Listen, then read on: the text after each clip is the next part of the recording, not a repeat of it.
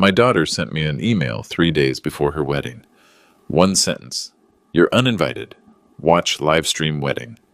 I'm Finn Williams, CEO of CloudSync Technologies. I built this company from nothing.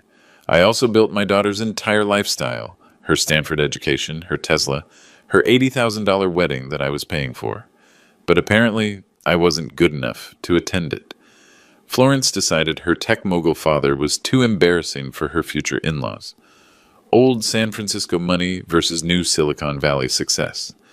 They wanted sophistication. I represented complications. Here's what Florence forgot when she hit send on that email. When you build a tech empire in Silicon Valley, you don't just make money. You make connections. You become part of an ecosystem where every business relationship matters. And sometimes that ecosystem includes every single vendor your ungrateful daughter just hired for her dream wedding. I want you to subscribe to this channel because stories like this matter. Real consequences for real disrespect. And let me know in the comments where you're watching from. I guarantee every parent watching understands exactly how this feels. This is what happened when my daughter learned the difference between funding a wedding and earning an invitation. And why sometimes the most loving thing a father can do is teach his child that actions have consequences. Starting with one phone call that changed everything. Let me show you exactly what 8 years of being an ATM looks like. After Elena and I divorced in 2016, I made a promise. Florence would never feel the financial strain of our failed marriage. That promise cost me $847,000. I have every receipt. Stanford tuition, $96,000, room and board, $68,000, her Tesla Model S, $85,000, plus $1,200 a month in payments I still cover. Mission District Loft, $4,500 monthly rent, paid automatically from my account for 3 years running. Then there were the extras. Spring break in Cabo, $8,000. Summer in Europe, $15,000. Her laptop died during finals. $3,000 MacBook Pro, delivered same day. Wardrobe for her internship at mom's PR firm. $12,000 at Nordstrom. Because image matters in this business, Dad. I kept detailed records. Not because I'm obsessive, but because I'm a businessman. Every expense, every transfer, every gift, documented. What I didn't document was the gradual shift in how she spoke to me. Thanks, Dad became, can you Venmo me? Which became, I need money transferred by tomorrow. The please disappeared first. Then the explanations. Finally, even basic courtesy. Last Christmas, I flew to San Francisco to take her to dinner. She showed up 40 minutes late, spent 30 minutes on her phone, then asked if I could cover her friend's meal too. When I mentioned feeling ignored, she said, Dad, you're being dramatic. This is just how my generation communicates. But it wasn't generational. It was personal. She'd learned to see me as a resource, not a relationship. The pattern became crystal clear during her engagement party last February. Trevor's family, old San Francisco money, the kind that whispers about new tech wealth, treated me like hired help. Trevor's father, Charles Blackstone, actually asked if I was the caterer when I walked into his Pacific Heights mansion. Florence stood right there, said nothing. Let me introduce myself, while her future father-in-law looked confused about why the help was shaking his hand. Later that night, I heard her on the phone with her mother. Dad's fine. He just doesn't understand sophisticated social situations. Trevor's family is different. More refined. Refined. As if building a company from nothing, employing 300 people, and funding her entire lifestyle wasn't sophisticated enough for San Francisco society. The wedding planning revealed the true hierarchy. Elena and Trevor's mother handled everything. Guest list, venue selection, menu tasting. I was informed of decisions, not included in making them. My role was clear. Sign checks, stay quiet, smile on command. 3 weeks ago, I tried to discuss the rehearsal dinner speech I'd been preparing. Florence looked genuinely confused. Oh, Dad, we decided Trevor's father is doing the father of the bride speech. He has more experience with these events, you understand, right? I understood perfectly. Charles Blackstone, who'd never held a job because he inherited everything, had more experience than the man who'd built his own fortune and raised her as a single father for 8 years. That night, I called my assistant, Margaret, pulled together everything we've spent on Florence since the divorce. Everything. The number shocked even me. $847,312, nearly $1 million spent on someone who decided I was too embarrassing to speak at her wedding. But here's what Florence didn't know about her unsophisticated father. When you build a tech company in Silicon Valley, you don't just make money. You make connections. You build relationships. You become part of an ecosystem where favors and partnerships interweave like code. And sometimes, just sometimes, that ecosystem includes every vendor your daughter hired for her dream wedding. The email arrived Tuesday, March 12th at 2:47 p.m. I was in a board meeting when my phone buzzed. Dad? Change of plans. Trevor's family feels the wedding should be more intimate. You're uninvited. We'll send you the live stream link. Thanks for understanding.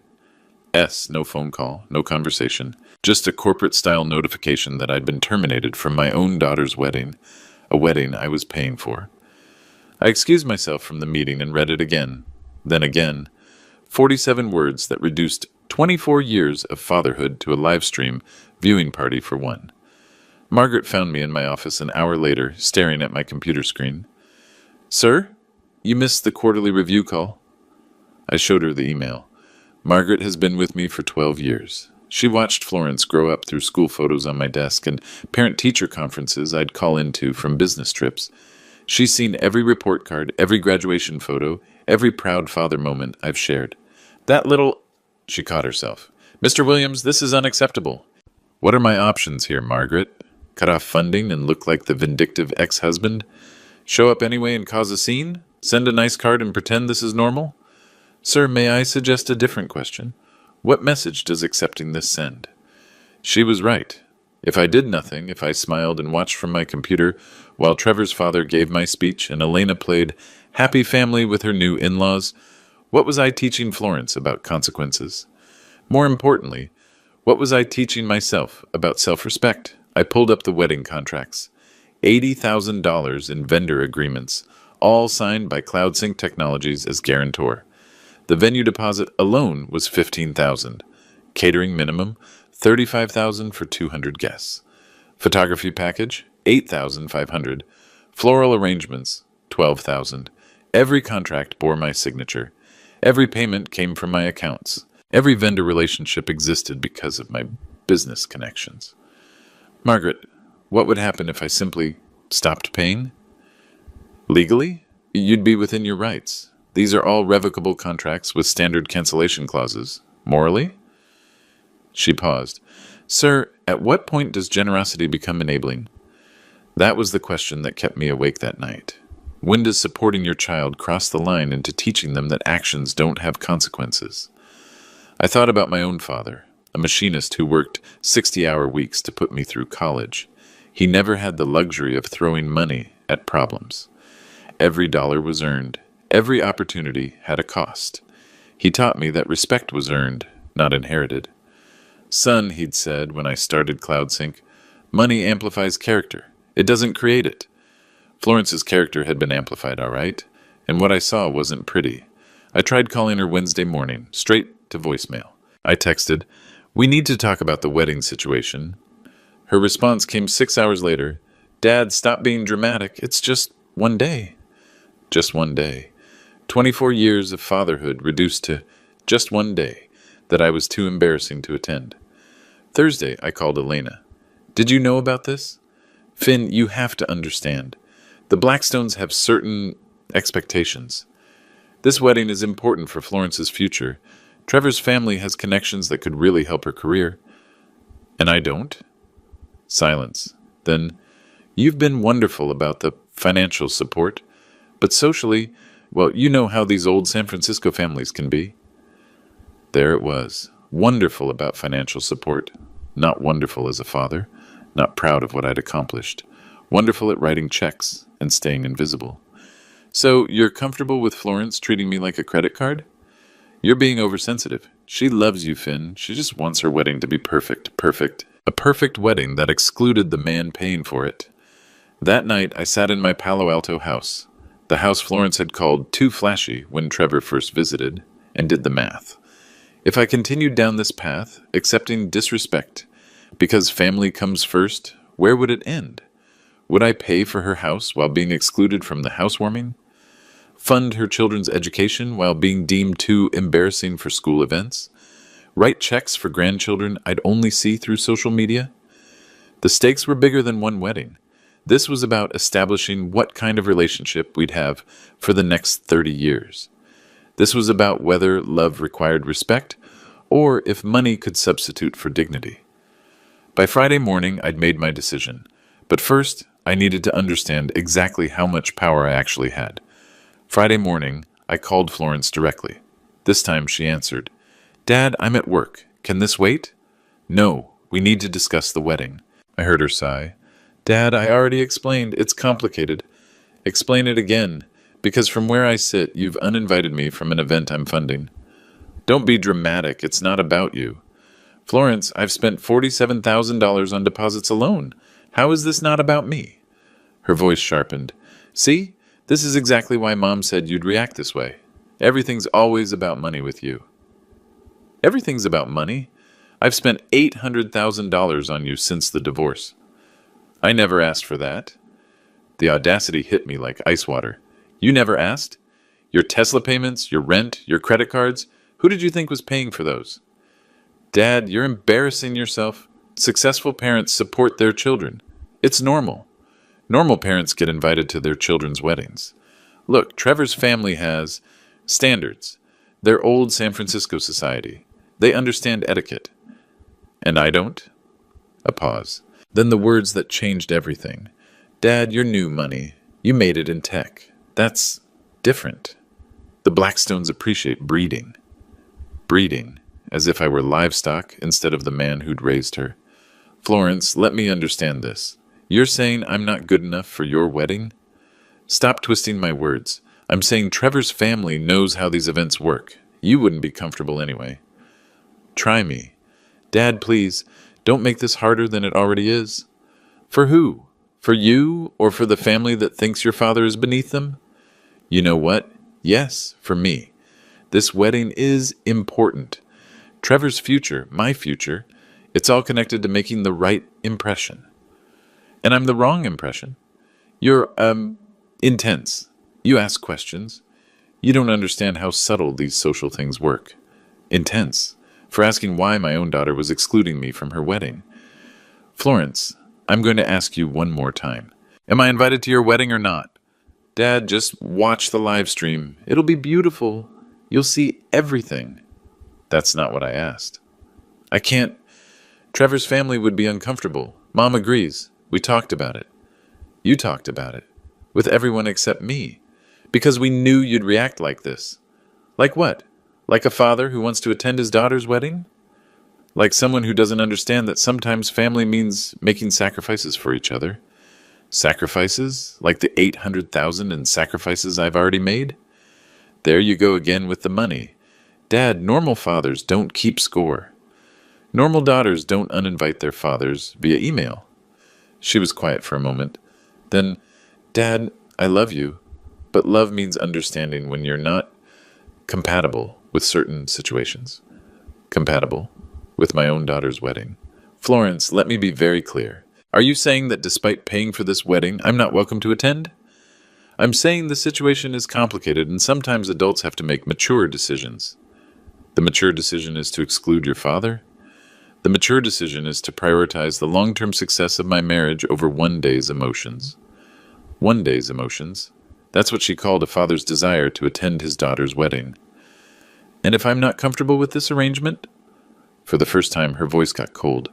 "Then you're being selfish. Dad, Trevor's family could open doors for me that you can't. This is bigger than your feelings. Bigger than your father. Bigger than your ego. Yes. Your ego." The man who'd single-handedly funded her entire adult life had an ego problem for wanting basic respect. "Florence, you realize I signed the contracts for this wedding, right? And we appreciate that. We really do. That's why you'll get the live stream link. What if I decide to stop paying?" Silence. Then a laugh. "Dad, you wouldn't do that. You're not that petty." "Petty? Wanting to attend my daughter's wedding was petty. You're sure about that?" "Dad, you've spent 24 years being my father. You're not going to ruin my wedding because your feelings are hurt. My feelings aren't hurt, Florence. I'm reconsidering the relationship dynamics. What does that mean? It means I'm wondering why I should fund a wedding that I'm too embarrassing to attend. Because you love me. Because that's what fathers do. What do daughters do, Florence? They make their own decisions about their lives. Without considering their fathers. Without being controlled by them, yes. Controlled. Paying for her lifestyle was control, but excluding me from her wedding was independence. Florence, I want you to think very carefully about your next words. Do you believe I should pay for a wedding that I'm not allowed to attend? I believe you should want me to be happy. And my happiness? Your happiness isn't my responsibility, Dad. I'm 24. I get to choose my own life. You're absolutely right. You do get to choose your own life. Good. So we're settled. We're settled. You've made your choice. Now I'll make mine. What's that supposed to mean? It means you're about to learn the difference between generosity and obligation. Dad, you're scaring me. Good. You should be scared. Because for the first time in 8 years, you're about to face consequences for your choices. I hung up. Margaret was standing in my doorway. How did it go? She called me petty, controlling, and embarrassing, said Trevor's family has standards I don't meet. Sir? Yes? Would you like me to start making some calls? I looked at my phone. My daughter had just told me I wasn't good enough for her wedding, but my money was good enough for her lifestyle. Margaret, let's say exactly how much influence this embarrassing father really has. Margaret Foster has been my executive assistant for 12 years. In Silicon Valley, where loyalty lasts about as long as a product cycle, that's several lifetimes. She started when CloudSync was a 30-person startup operating out of a converted warehouse in San Jose. Now we occupy 4 floors in Palo Alto, and she runs my professional life with military precision. What most people don't know about Margaret is that she came to us from BlackRock, where she managed relationships for a portfolio worth $3 billion. She didn't just answer phones and schedule meetings. She knew where money moved, and more importantly, who moved it. Sir, she said, settling into the chair across from my desk with her iPad, before we do anything irreversible, I think you should understand exactly what you control. I thought I knew. CloudSync Technologies, my investment portfolio, the house, the cars, the obvious assets of a successful tech entrepreneur. I was wrong. Let's start with the wedding vendors, Margaret said, swiping through screens of information. Bella Vista Country Club. You've been a member for 8 years. More importantly, CloudSync's corporate events have generated over $400,000 in revenue for them since 2019. I nodded. I knew that. What you might not remember is that we helped them secure their liquor license renewal last year. Your letter of recommendation was crucial. I'd forgotten about that. The club had run into regulatory issues, and my testimony about their community contribution had carried weight with the city council. Elegant Events Catering. You've used them for every company function since 2020. They depend on corporate accounts like ours for 60% of their revenue. I remember their owner, Patricia Hendricks. And sir, her daughter got into Stanford partly because of your recommendation letter. You mentored her through the application process. That stopped me. Jennifer Hendricks. Bright kid, wanted to study computer science. I'd spent hours reviewing her essay, made calls to admissions contacts. I'd forgotten Patricia was her mother. Artisan Florals, Margaret continued. The owner, David Chen, supplies flowers for our lobby. Has for 6 years. His brother works in our IT department. David Chen. Good man. First-generation immigrant who'd built his business from nothing. We'd bonded over the entrepreneur struggle. His brother Tony was one of our best network administrators. Margaret, are you telling me I know all of Florence's vendors? Sir, you don't just know them. You're essential to their businesses. CloudSync isn't just a client. You're the client that pays their mortgages. She kept scrolling. Morrison Photography. Finn Morrison shot our company retreat last year. Said it was his biggest contract ever. The venue management? Bella Vista's events director is Amanda Walsh. Her husband works for our biggest client, Systech Solutions. You golf with him monthly. The picture was becoming clear. Florence had hired vendors in a Silicon Valley ecosystem where my company was a major player. Not intentionally, she probably didn't even know these connections existed. But in the interconnected world of Bay Area business, 6 degrees of separation was more like 2. Margaret, what are you suggesting? I'm not suggesting anything, sir. I'm stating facts. Every vendor your daughter hired depends on relationships you either control or significantly influence. My phone buzzed. A text from Florence. Dad, I hope you're not upset. The live stream will be really good quality. Trevor's family is hiring a professional team. I showed Margaret the message. She raised an eyebrow. Sir, may I ask you something personal? Go ahead. If one of your business partners treated you the way Florence just did, took your money but excluded you from the decision-making, what would you do? I'd terminate the partnership immediately. And if they claimed you were being emotional or unreasonable? I'd let the consequences speak for themselves. Margaret nodded. Sir, you built CloudSync by being decisive, by not accepting disrespect from anyone, regardless of their position or relationship to you. She was right. In business, I'd never tolerated the treatment I was accepting from my daughter. I'd ended partnerships with companies worth millions because they'd tried to dictate terms that undermined my dignity. But this is family. Sir, with respect, family relationships still require mutual respect. Actually, they require more respect, not less. Another text from Florence. Also, can you handle the final vendor payments this week? Trevor's family shouldn't have to worry about logistics. The audacity was breathtaking. Exclude me from the wedding, then ask me to handle the financial logistics so Trevor's family wouldn't be inconvenienced. Margaret, pull the vendor contracts. All of them. Yes, sir. What should I look for? Cancellation clauses, penalty structures, notice requirements. Should I also review our relationships with each vendor, of their other business connections? I thought about that. In venture capital, due diligence meant understanding every stakeholder, every dependency, every leverage point. This wasn't different. Do it. I want to understand the full landscape before I make any decisions. And sir, the wedding is in 3 days. 3 days. 72 hours for Florence to learn that actions have consequences. 72 hours for the Blackstone family to discover that the man they considered beneath them had more power than they'd imagined. Margaret, start with the venue. I want to know exactly who controls what at Bella Vista Country Club. She smiled. The first time I'd seen her smile all week. Sir, you might be interested to know that you don't just have influence at Bella Vista.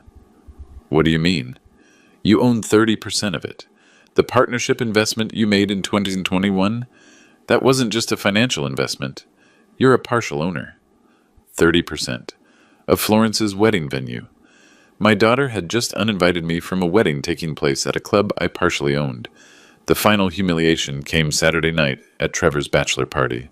I wasn't invited, of course, but Elena called me at 11:30 p.m., her voice tight with champagne and anger. Finn, you need to fix this situation with Florence. Elena, it's nearly midnight. I'm at the Blackstone house. The whole wedding party is here. She's saying things. I could hear laughter and conversation in the background, the sound of a party I was specifically excluded from, discussing a wedding I was specifically funding. What kind of things? Things about you, about your emotional stability.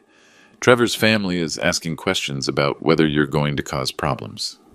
My emotional stability, for wanting to attend my daughter's wedding. Elena, what exactly is Florence saying? Oh God, she's telling the story about how you threatened to ruin her wedding. She's making you sound unhinged. I heard voices getting closer to Elena's phone. Then Florence's voice, clearly audible. My dad's going through some kind of midlife crisis. He's been really possessive about the wedding planning. Mom thinks it's because he doesn't have a girlfriend. Laughter. Actual laughter at my expense. Elena moved away from the group.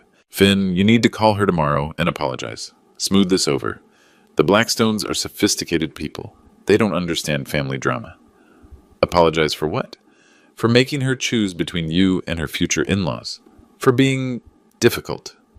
Difficult. I was being difficult by expecting basic respect from my daughter. Elena, I asked one question. Am I invited to the wedding or not? That's not difficult. That's fundamental. You're being rigid. Family means compromise. What compromise is Florence making? Silence. Then, she's trying to balance everyone's needs. Whose needs are being balanced, mine or the Blackstones? Finn, don't make me choose sides. You already did. 8 years ago when you started poisoning her against me. You absolutely did. Every time she complained about my intensity or my social awkwardness, you agreed. Every time the Blackstones made snide comments about new money versus old money, you nodded along. That's not fair. What's fair? Is it fair that I've spent almost $1 million on Florence while being treated like hired help? Is it fair that I'm too embarrassing to attend her wedding but good enough to pay for it? I heard Florence's voice again, closer now. Mom, is that Dad? Tell him we need the final vendor payments by Monday. Trevor's dad doesn't want to cover anything accidentally. The final vendor payments. While simultaneously being excluded from the event, those payments were funding. Elena, put Florence on the phone. I don't think that's a good idea. She's been drinking and... Put her on the phone. A pause, then Florence's voice, bright with champagne confidence. Hi, Dad. Are you excited about the live stream? Trevor's family is setting up multiple camera angles, so I could watch from home like a paying subscriber to my own daughter's wedding. Florence, I want you to listen very carefully. Are you telling me that while I'm paying for this wedding, I'm not welcome to attend? Dad, we've been through this. It's complicated. It's not complicated. Yes or no? Am I invited to your wedding? I heard whispers in the background, then Trevor's voice. Florence, just tell him no. Be direct. Just tell him no. My future son-in-law coaching my daughter on how to exclude me more efficiently. Dad, the answer is no. You're not invited. But the live stream will be amazing and... Florence, stop. Did you just say I'm not invited to your wedding? Correct. You're not invited. The words hung in the air. After 8 years of funding her life, after 24 years of being her father, she'd just confirmed that I wasn't welcome at the most important day of her life. But the vendor payments are still expected. Well, yes, those are separate issues. Separate issues. Dad, you're being weird about this. Lots of parents don't attend their children's weddings. It's not personal. Not personal. Being excluded from my daughter's wedding wasn't personal. Florence, whose idea was it to exclude me? It was a group decision. Trevor's family, Mom, me, we all agreed it would be better this way. Better for who? Better for everyone. Dad, you don't really fit with Trevor's family. They're very traditional, very proper. You ask too many questions. You challenge people. It makes everyone uncomfortable. I asked too many questions, like the question of why my daughter was excluding me from her wedding. So I make Trevor's family uncomfortable. Yes, frankly, yes. Charles Blackstone asked Mom if you had boundary issues, because you kept asking about the guest list and seating arrangements. Boundary issues, for wanting to know where I'd sit at a wedding I was funding. And you agreed with that assessment. Dad, you have to understand, the Blackstones are San Francisco society. They've been going to these kinds of events for generations. They know how things are supposed to work. And how are things supposed to work, Florence?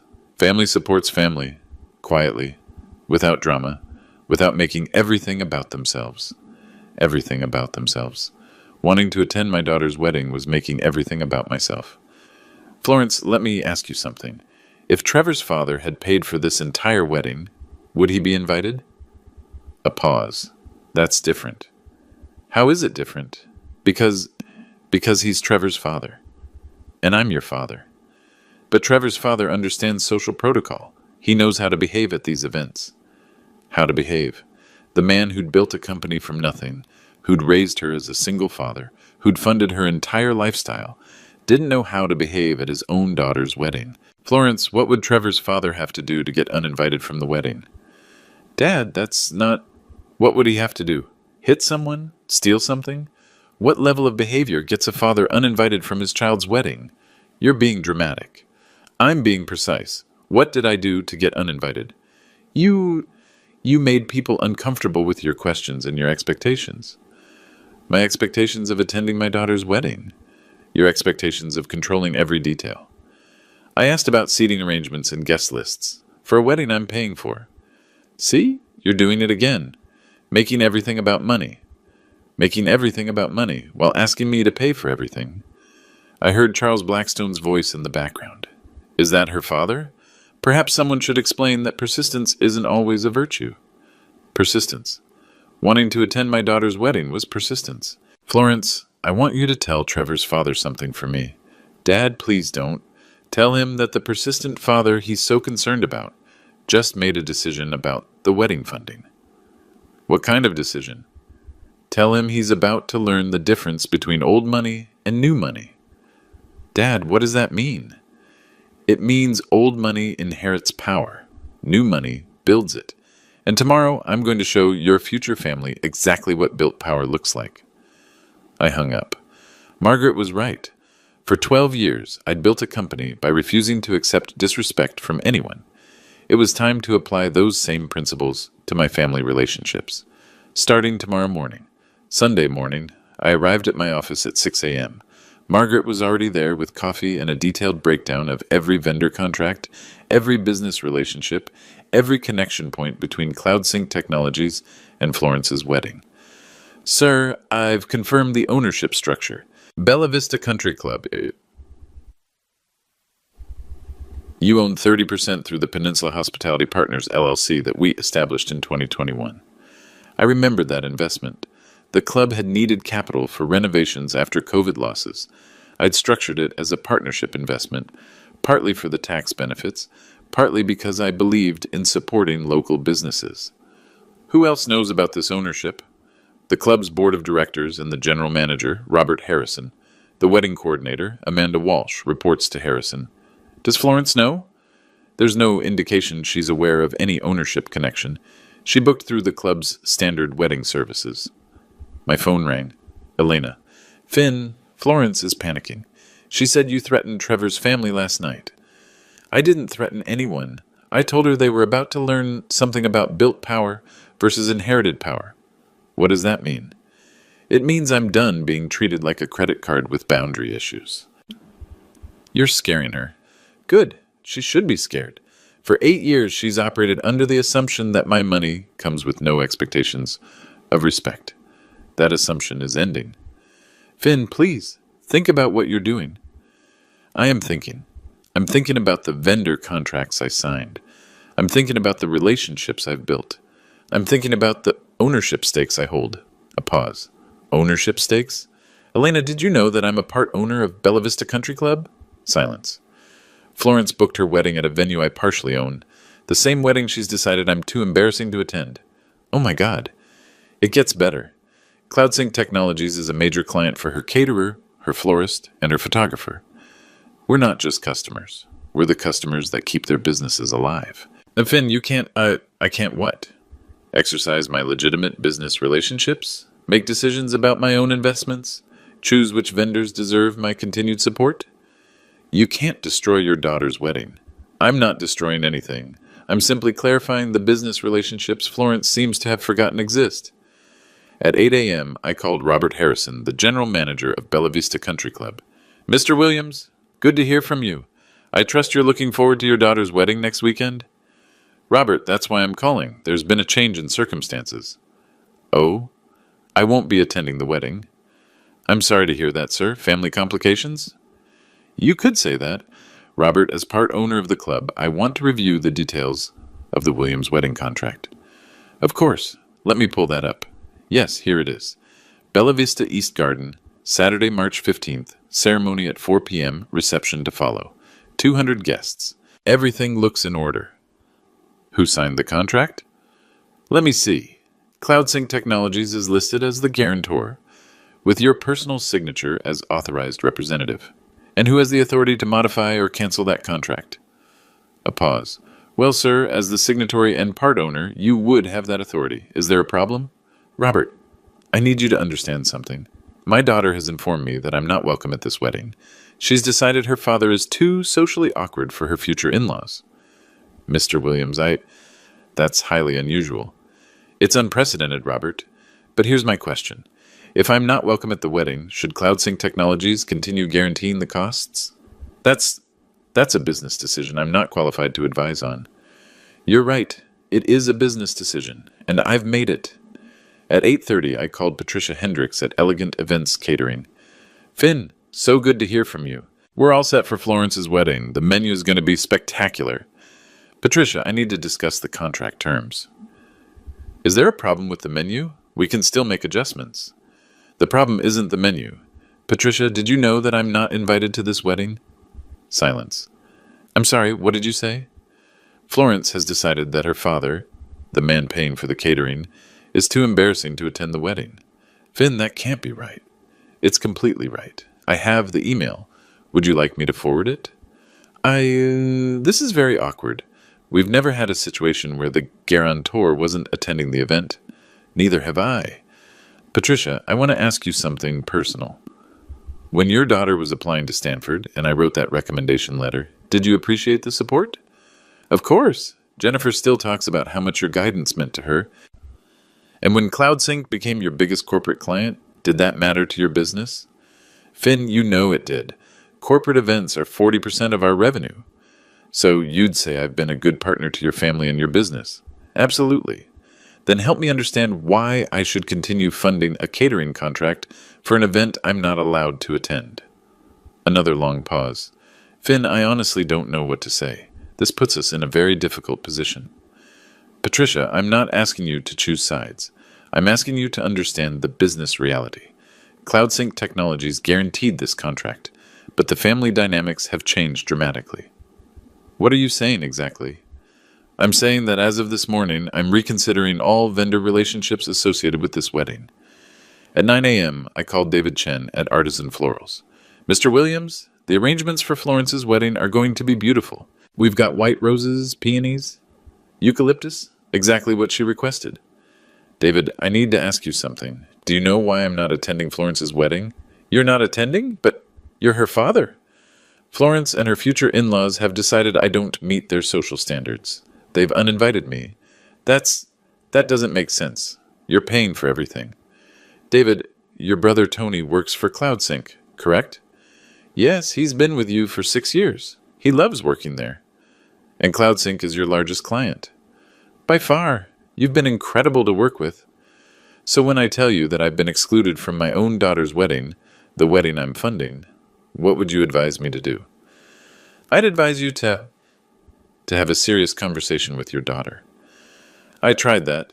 She told me I'm too socially awkward for the Blackstone family, that I ask too many questions and make people uncomfortable.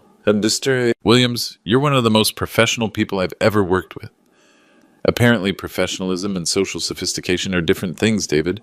According to Florence, I lack the breeding necessary for San Francisco society. That's ridiculous. Is it? Because right now, I'm funding a wedding for people who consider me beneath them, and I'm wondering why I should continue that arrangement. At 9:30, Finn Morrison Photography. Mr. Williams, I'm so excited about Saturday. The lighting at Bella Vista is going to be perfect for Florence's ceremony. Finn, quick question. How important is CloudSync's business to your company? Incredibly important. The corporate retreat photos we did last year led to 3 more corporate accounts. You've been amazing to work with. And you're aware I'm not attending the wedding you're photographing.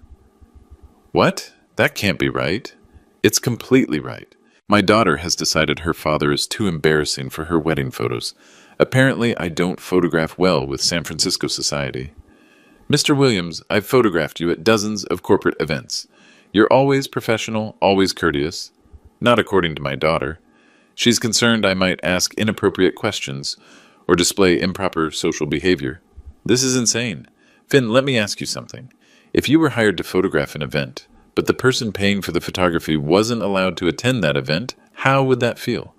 Like something was very wrong with the situation. That's exactly how it feels. By 10 a.m., I'd spoken to every major vendor. Each conversation followed the same pattern. Shock, confusion, and a growing understanding that something fundamental was broken in this arrangement. Margaret compiled the responses. Sir, every vendor has expressed serious concerns about the current arrangement. Several have asked for clarification about continuing with the contracts. What did you tell them? That decisions would be made by end of business today. My phone rang. Amanda Walsh, from Bella Vista. Mr. Williams, I just spoke with Robert Harrison. He said there might be complications with Saturday's wedding. Amanda, your husband works with my biggest client, doesn't he? Yes, Mike works for Systech Solutions. You two golf together. And how do you think Mike would react if he knew his wife was coordinating a wedding that specifically excluded me? Mr. Williams, I honestly had no idea you weren't attending. That's highly irregular. Amanda, in your professional experience, have you ever coordinated a wedding where the father was paying for everything but wasn't invited to attend? Never. Not once in 15 years. Because it's unprecedented. It's not just unprecedented, it's wrong. At noon, Florence called. Dad, what are you doing? Amanda Walsh just called asking weird questions about the wedding. I'm clarifying business relationships. What does that mean? It means vendors are confused about why they're taking money from someone who's not welcome at the event. Dad, you're embarrassing me. I'm embarrassing you. Florence, you uninvited me from your wedding. You told Trevor's family I have boundary issues. You said I lack the social sophistication for their circles. I never said you lack sophistication. You said I don't understand proper behavior, that I ask too many questions, that I make the Blackstones uncomfortable. Because you do. And now I'm making vendors uncomfortable too, by asking why I should pay for services at an event I can't attend. Because you're my father. Exactly. I'm your father. The father you've decided is too embarrassing for your wedding. Dad, stop calling vendors. You're creating problems. I'm not creating problems, Florence. I'm revealing problems that already exist. What's that supposed to mean? It means you're about to learn something about the business relationships you've been taking for granted. Are you threatening my wedding? I'm not threatening anything. I'm simply exercising my legitimate business authority over contracts I signed and relationships I built. Dad, please, don't ruin this. Florence, I want you to think very carefully about your next words. You have one opportunity to fix this situation. Fix what? I can't uninvite Trevor's family? I'm not asking you to uninvite anyone. I'm asking you to invite your father. I can't do that. They'll be uncomfortable. And I'm uncomfortable funding a wedding I can't attend. Dad, those are two separate things. No, Florence. They're the same thing. Respect and support go together. So what are you saying? I'm saying you have until 5 p.m. today to decide what matters more. Trevor's family's comfort or your father's respect? And if I choose Trevor's family, then you'll learn what it costs to exclude the man who owns 30% of your wedding venue. Silence. You own what? Bella Vista Country Club. I'm a part owner of the venue where you're getting married. I helped save it during COVID. You never told me that. You never asked. You were too busy telling me I wasn't sophisticated enough to understand your social situations. Dad, what are you going to do? I'm going to respect your choice, Florence. If you choose Trevor's family over your father, then you get to live with the consequences of that choice. What consequences? You'll find out at 5 p.m.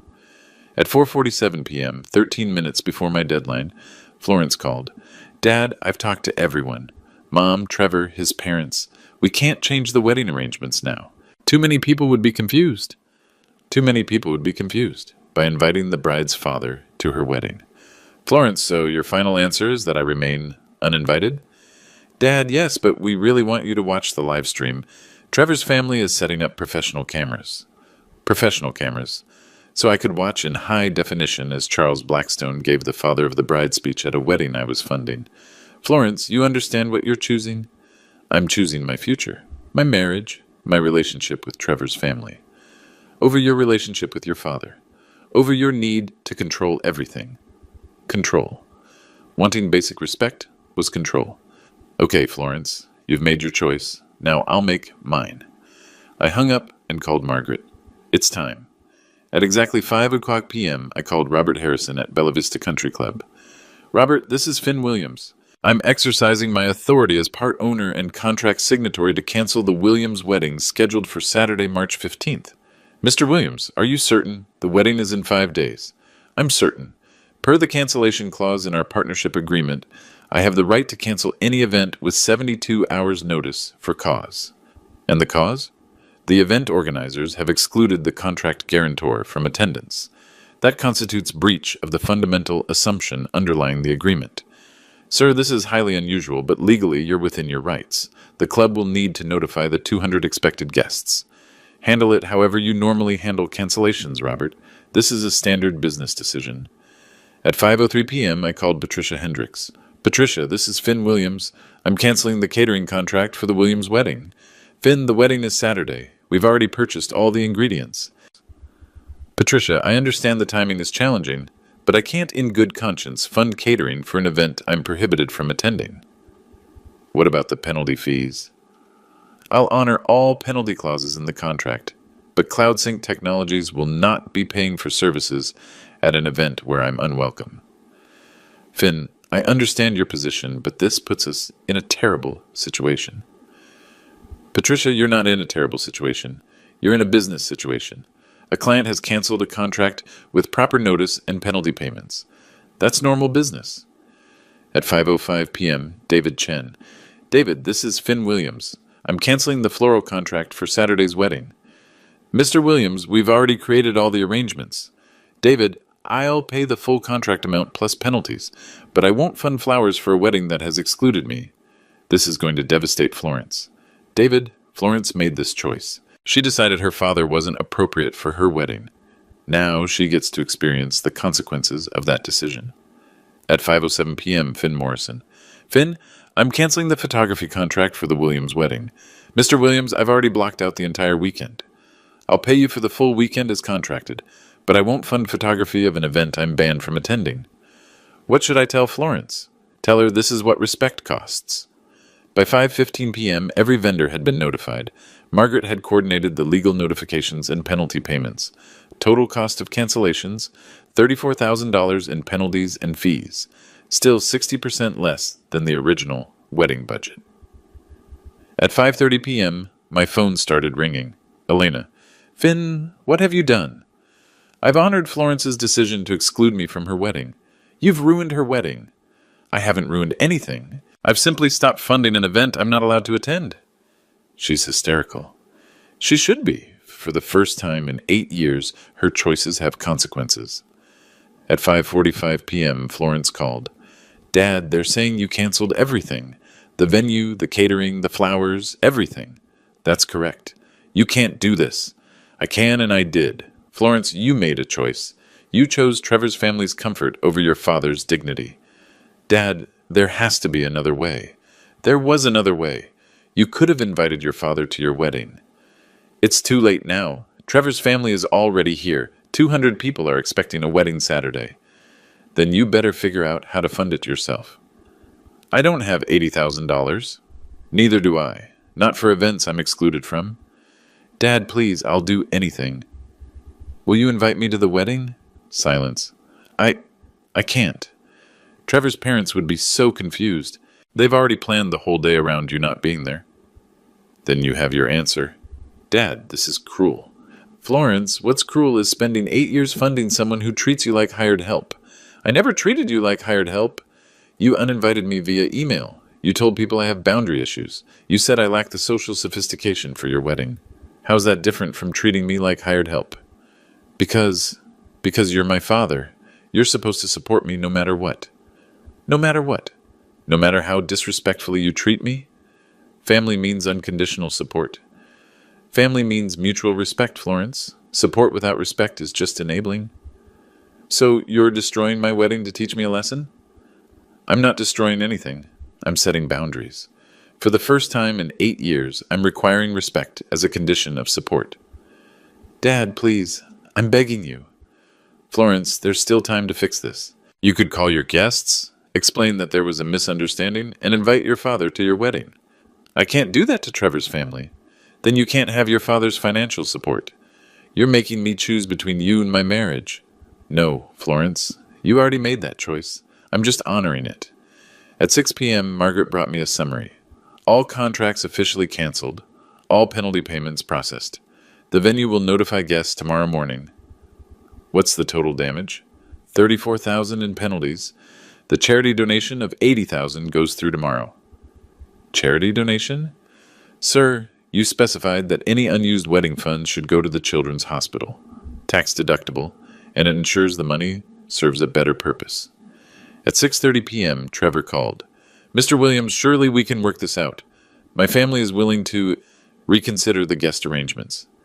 Trevor, it's too late for reconsiderations. Your family had 5 days to include me in my daughter's wedding. You chose not to. But, sir, the financial implications are your responsibility now. You wanted a wedding without Florence's father? You've got one. Fund it yourself. Mr. Williams, please be reasonable. Trevor, I am being reasonable. I'm applying basic business principles to family relationships. No respect, no support. You're destroying our wedding. You destroyed my invitation. I'm simply responding in kind. The phone calls continued until midnight. Elena, Florence, Trevor. Charles Blackstone himself demanding I behave like an adult. I turned off my phone. Tomorrow, 200 guests would arrive at Bella Vista Country Club to find an empty garden and a brief note explaining that the wedding had been canceled due to fundamental disagreements about family values.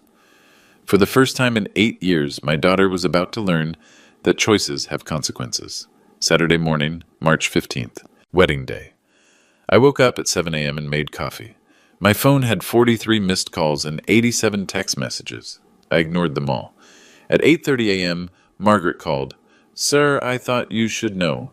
The story is spreading on social media." "What story?" "One of the wedding guests posted about arriving at Bella Vista to find the wedding canceled. It's been shared 400 times in the last hour." Social media. Of course.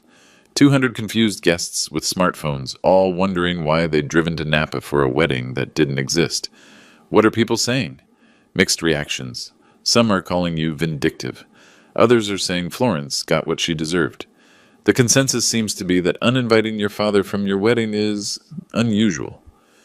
At 10 a.m., Elena called. I answered. "Finn, do you see what you've done? Florence is having a panic attack. Trevor's family is furious. 200 people wasted their entire weekend. Elena, I didn't waste anyone's weekend. Florence did when she decided her father wasn't good enough for her wedding. You could have handled this privately."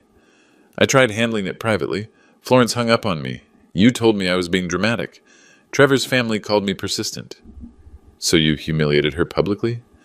"I didn't humiliate anyone. I simply stopped funding an event I was excluded from. The public nature of that decision was Florence's choice, not mine." "Finn, she's your daughter." "Exactly. She's my daughter. And she told 200 people that her father was too embarrassing to attend her wedding." At 11:30 a.m., Florence called. "Dad, it's over. Trevor's family is flying back to San Francisco. They're saying the wedding is off indefinitely." "I'm sorry to hear that." "Are you? Because you got exactly what you wanted." "Florence, what I wanted was to attend my daughter's wedding. What I got was a lesson in consequences. Trevor's parents are saying they can't trust our family's judgment, that we're too unstable for their social circle." Unstable. The Blackstone family, who'd excluded a father from his daughter's wedding, was concerned about stability. "Florence, maybe that's information you should have considered before excluding me." "Dad, Trevor might call off the engagement." "That's between you and Trevor. How can you be so cold?" "I'm not cold. I'm consistent. I told you that respect and support go together. You chose to test that principle. So you're happy my relationship is ruined?" "I'm not happy about anything, Florence. I'm sad that it took destroying your wedding to teach you about consequences." At 2 p.m., Charles Blackstone called. "Williams, you've embarrassed my family in front of 200 people." "Mr. Blackstone, I've honored my daughter's wishes. She didn't want me at her wedding. Now she doesn't have to worry about it." "You're a vindictive man." "I'm a consistent man. Florence decided I wasn't sophisticated enough for your family. I decided your family wasn't worthy of my financial support. You've ruined a young woman's happiness over wounded pride. I've established boundaries after 8 years of being treated like an ATM. My lawyers will be reviewing your actions. Your lawyers will find that I canceled contracts that I had every legal right to cancel. I'm a part owner of the venue, the primary guarantor of the services, and the father who was excluded from his own daughter's wedding. This isn't over. Mr. Blackstone, it's completely over. Your family wanted a wedding without Florence's father. Mission accomplished." At 4 p.m., the time Florence's ceremony was supposed to begin, I received a text from an unknown number. "Mr. Williams, this is Jennifer Hendricks, Patricia's daughter. My mom told me what happened. I wanted you to know that everything you did for my Stanford application meant the world to our family. I can't believe Florence treated you that way." At 6 p.m., David Chen texted, "Finn, my brother Tony wanted me to tell you that everyone at CloudSync is talking about what happened. They all think Florence was wrong. You've been incredibly generous to her over the years." At 8 p.m., Amanda Walsh called, Mr. Williams, I wanted to apologize. In 15 years of wedding coordination, I've never seen a family exclude the person paying for the wedding. what happened to you was unconscionable. The validation was nice, but it didn't change the fundamental sadness of the situation. My daughter had chosen social status over family loyalty, and the consequences were exactly what any reasonable person would have predicted. Sunday morning, Elena called again. Finn, Florence wants to talk. She's ready to apologize. For what? For not handling the wedding situation better. Elena, I don't need an apology for not handling things better. Miss, I need acknowledgement that excluding your father from your wedding is fundamentally wrong. She understands that now. Does she? Or does she understand that her choices have financial consequences? Monday morning, I returned to work. Margaret had prepared a stack of messages from vendors, colleagues, and business partners. Word had spread through Silicon Valley's tight-knit community about what had happened. The consensus was clear. Florence had made a catastrophic error in judgment, and the consequences were entirely predictable. But the most important consequence was still developing. Florence was about to learn whether her relationship with Trevor could survive the revelation of who her family really was. 3 weeks later, Florence called. Dad, Trevor and I are postponing the engagement. His family thinks we need time to reassess our compatibility. I'm sorry to hear that. Are you really? Florence, I never wanted your relationship to fail. I wanted basic respect from my daughter. I understand that now. Dad, I've been thinking about everything that happened, about how I treated you. And I think I forgot that you're a person, not just a resource. It was the first time in years she'd acknowledged my humanity. Florence, I've spent 8 years trying to buy your love with money. That was my mistake. But somewhere along the way, you started believing that money was all I had to offer. I know. And when Trevor's family made those comments about new money versus old money, I should have defended you instead of agreeing with them. Why didn't you? Because I wanted to fit in with them so badly that I forgot who raised me. We talked for an hour. About respect, about boundaries, about the difference between supporting someone and enabling them. Dad, can we try again, with better boundaries this time? Florence, I love you. I'll always love you. But love without respect isn't sustainable. I understand. And Dad, next time I get married, you're walking me down the aisle. Next time, when I marry someone who values the man who raised me instead of being embarrassed by him. For the first time in 8 years, my daughter sounded like the person I'd raised her to be. Respect isn't negotiable. Love without respect is manipulation. Sometimes the most loving thing a parent can do is let their child face the consequences of their choices.